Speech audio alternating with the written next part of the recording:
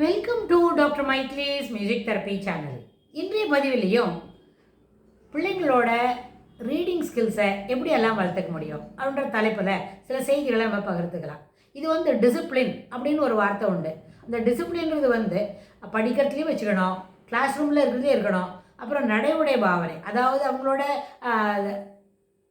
அப்கீப்பிங்னா என்ன, ஸ்கூலுக்கு போகிறதுக்கு முன்னே சரியான யூனிஃபார்ம் இருக்கணும். அப்புறம் அவங்களோட ஐடென்டிட்டி கார்டு, அவங்க எந்த வகுப்பில் படிக்கிறாங்க, அவங்களோட வீட்டு விலாசம் என்ன அப்படின்னு. ஸோ இதெல்லாம் எழுதின ஒரு ஐடென்டிட்டி கார்டு இருக்கும். அவங்க எந்த ஒரு வகுப்புன்னு சொன்னால் அந்த வகுப்பில் எந்த செக்ஷனில் இருக்கிறாங்க அதெல்லாம் எழுதி ஒரு ஐடென்டிட்டி கார்டு கொடுப்பாங்க. அவங்க ஸ்கூலில் இருக்கிற வரைக்கும் அந்த கார்டுக்கு ரொம்ப பெரிய இது உண்டு, ஒரு சேஃப்டி உண்டு அந்த பிள்ளைங்களுக்கு. ஸோ இது மாதிரி இருக்கிற அந்த டிசிப்ளின்லாம் எடுத்துக்கணும். அதோடு கூட அவங்களோட படிக்கிற சாமர்த்தியம் பார்த்து படிக்கணும். சென்ற சில பதிவுலாகவும் இதை பற்றி தான் பேசிக்கிட்டு வரோம். படிக்கணும் அப்படின்னு சொன்னால் பார்த்து படிக்கணும். புத்தகத்தில் இருக்கிற செய்தியை பார்த்து படிக்கணும். அப்போ அதுக்கு என்ன இருக்கணும், அந்த ஒக்காபுலரியை டெவலப் பண்ணிக்கணும்னு சொன்னால் the more you read the vocabulary develops. அதாவது சரளமாக படிக்கணும், ஃப்ளூயண்ட் இருக்கணும் அந்த லாங்குவேஜில். நம்மளுக்கு என்ன பாஷை தாய்மொழியோ அந்த தாய்மொழியில் முதல்ல சிறப்பாக படிக்க தெரியணும். டெக்ஸ்ட் படிக்கணும், ப்ரோஸை பார்த்து படிக்கணும். அப்படின்னா அதை முதல்ல டு பிகின் வித் ஒரு 200 வார்த்தைகள் இல்லை ஒரு குட்டி பேராகிராஃப் அப்படின்னு சொன்னால் அந்த 200 வார்த்தைகள் இருக்கிற ஒரு பேராகிராஃபை அந்த பற்றியை அவங்க என்ன பண்ணணும், ஒரு 5 நிமிஷத்தில் படிக்கணும், 10 நிமிஷத்தில் படிக்கணும் அப்படின்னு அதை இம்ப்ரூவ் பண்ணலாம். அது என்ன செய்யும்னா, முதல் தடவை அவங்க எழுத்து கூட்டி சின்ன சின்ன வார்த்தையாக படிக்கும்பொழுது இட் டேக்ஸ் மினிமம் 10 மினிட்ஸ் மேலே ஆகும். இன்னும் இவ்வளோ லேட் ஆகுது, பொறுமையாக படி அப்படின்னு சொன்னால் பரவாயில்ல. பொறுமையாக படிக்க சொல்லி கொடுத்துட்டு 10 நிமிஷத்தில் படிக்கிறாங்க அப்படின்னா அதுக்கப்புறம் அதே பேராகிராஃபை சாயந்தரம் ஒரு தடவை படிக்க சொன்னால் அப்போ 10 நிமிஷம் ஆகாது. அப்போ 6 அல்லது 7 நிமிஷம், அட் த மோஸ்ட் ரொம்ப லேட்டாக படிக்கிறாங்கன்னா 8 நிமிஷத்தில் படிப்பாங்க. ஸோ ஓவர் த பீரியட் மறுபடியும் நாளை காலையில் ஒரு தடவை படிக்க சொன்னால் அது என்ன ஆகும்னா, அந்த 8 நிமிஷத்தில் படிக்கிற பாடம் அந்த பேராகிராஃபு அது 4 அல்லது 5 நிமிஷத்துக்குள்ளேயே படிச்சு விடுவாங்க. ஏன்னு கேட்டால் அதில் இருக்கிற சில வார்த்தைகள் அவங்களுக்கு ஏற்கனவே தெரியும், வேகமாக படிக்க தெரியாட்டா கூட. இதனால தான் ஓரலாக பிள்ளைங்களுக்கு நிறைய விஷயங்களை சொல்லி கொடுக்க வேண்டியது அவசியம்னு சொல்லி எல்லா தமிழ் ஆசிரியரும் சொல்லுவாங்க. சில நேரத்தில் இங்கிலீஷ் லிட்ரேச்சர் படிக்கணும் வந்தால் கூட அப்படி இல்லை. The language fluency ought to be improved. How it can be? This is the way. This is the easiest way and best way. அப்புறம் இதுக்கு ரொம்ப செலவில்லாமல் நடக்கும். ஒன்லி திங், நம்ம வேற எங்கேயும் உட்காந்துருக்குறோம், பார்த்து படிக்கணும். ஃபஸ்ட்டு படிக்கிறாங்களோ நம்மளுக்கு ஒரு 2-3 பிள்ளைங்க கிடைக்கும்னு வைங்க ஒரு சாயந்தரத்தில், ரொம்ப பெரிய வேலையை நம்ம அதில் செய்ய முடியும்.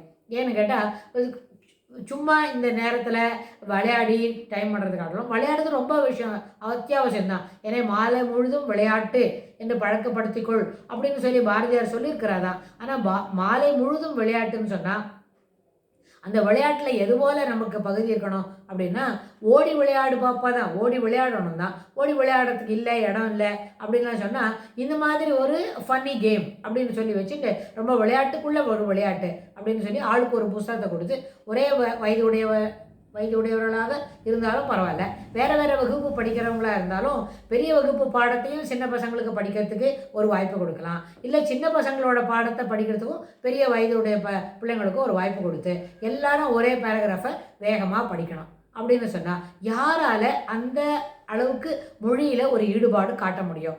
யார் சரியாக படிக்கலையோ அவங்களுக்கு ரீடு அப்படின்னு சொல்லணும். யார் நல்லா படிக்கிறாங்களோ அவங்க சிறப்பாக படிக்கணும் அப்படின்னு சொல்லி அவங்களுக்கு ஒரு குடோஸ்னால் என்ன, ஒரே ஒரு சின்ன ஒரு டாய், ஒரு டோஃபி, இல்லாட்டி போனால் ஒரு ஹக்கு, ஒரு நல்ல பிள்ளைங்களை சேர்த்து கட்டிட்டு மகாராஜனாரு க்ஷேமாரு அப்படின்னு சொல்ல ஒரு பிளெஸ்ஸிங்ஸ் அதெல்லாம் கிடைக்கும். அப்புறம் இல்லைட்டா உடனே பக்கத்தில் ஒரு சாமி படம் வச்சுருந்தா அந்த சாமியை கும்பிட்டுக்கணும். சுவாமி முன்னாடி உனக்கு என்ன வேணுமோ அது கேட்டுக்கணும். That will be blessed upon அப்படின்னு. இது ஒரு விளையாட்டு போல். ஆனால் விளையாடுற சமயத்தில் நல்லபடியாக படிக்க தெரியணும். சரளமாக வார்த்தைகளை தொடர்ந்து சொல்கிறதுக்கு ஒரு வாய்ப்பு கிடைக்கும். ஸோ இது எல்லாமே பயனுள்ளதாக அமையும். ஆனால் இது ஒரு விளையாட்டு தான். ஏன்னா மைண்டில் இது ஸ்ட்ரெஸ்ஸை உருவாக்காது. இன்ஸ்டட் அவன் என்ன தப்பு பண்ணுறான், என்ன கரெக்ட் பண்ணுறான்னா, மிஸ்டேக் சரியாக பண்ணுறானா அப்படின்னு சொல்லி நம்ம பார்த்துட்டு இருக்க முடியும். அப்படி பார்க்கும்போது அந்த இடத்துல அவன் மிஸ்டேக் பண்ணுறான் மிஸ், அவன் மிஸ் பண்ணிட்டான் மிஸ் அப்படின்னு சொல்லுவாங்க.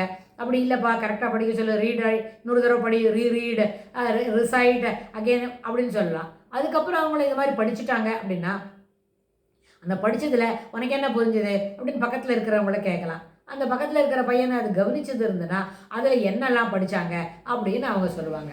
ஆனால் இது ஒரு ஹெல்த்தியான விளையாட்டு. இந்த விளையாட்டுக்குள்ளே நம்ம நிறைய விஷயங்களை தெரிஞ்சுக்க முடியும். அதே நேரத்தில் இவங்களுக்கு இந்த படிக்கிற பழக்கமும் இப்போ புத்தகத்தை பார்த்து படிக்கணும் அதுவும் வந்துடும். இப்போ வந்து சமீபத்தில் ஒரு சின்ன குழந்தையோட இன்ட்ராக்ட் பண்ணுறதுக்கு வாய்ப்பு கிடைச்சிது. அவங்க என்ன சொன்னாங்க, அந்த அது ஒரு கேர்ள் சைல்டு, நான் இப்போ படிக்க மாட்டேன், இப்போ நான் கணக்கு கூட போட போகிறதில்ல, I want to play with you அப்படின்னு சொல்லிட்டு, ஓகே வெரி நைஸ் அப்படின்னு சொல்லி ஒத்துக்கிட்டோம். ஆனால் அதுக்கு ரொம்ப நல்ல நம்பர் ஒர்க்கு நல்லா போடும், அப்புறம் சரளமாக படிக்கும். இருந்தாலும் ஐ do not want to waste the time. Instead what exactly I did, என்னெல்லாம் படிக்கணுமோ அதெல்லாம் சொல்லிவிட்டு, இப்போ எங்கிட்ட இத்தனை ரூபா இருக்குது, அத்தனை பைசா இருக்குது அப்படின்னு சொல்லி ஒரு ஃபியூ மினிட்ஸ்க்கு அப்புறம் after 5 or 6 minutes I have made the child to do some mathematical work. எப்படின்னா இதில் என்னெல்லாம் ஓரலாக சிலதெல்லாம் கேட்குறோம், அதுக்கெல்லாம் ஆன்சர் வரணும்.